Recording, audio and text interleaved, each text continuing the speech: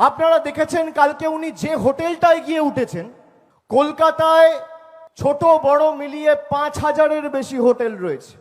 200, 400, 500, 10টা 50টা হোটেল নয়, 5,000-এর বেশি হোটেল রয়েছে। দিল্লির বাবুরা অমিত শাহ থেকে শুরু করে মধ্যপ্রদেশের মুখ্যমন্ত্রী, রাজস্থানের মুখ্যমন্ত্রী, বিজেপির সর্বভারতীয় সভাপতি, তারা এসে যেই হোটেলটায় ওঠে, যেই ঘরটায় ওঠে, সেই একই হোটেলে আর একই ঘরে চিফ ইলেকশন কমিশনার উঠেছে। এ তো নিহাত কাকতালীয় হতে পারে না।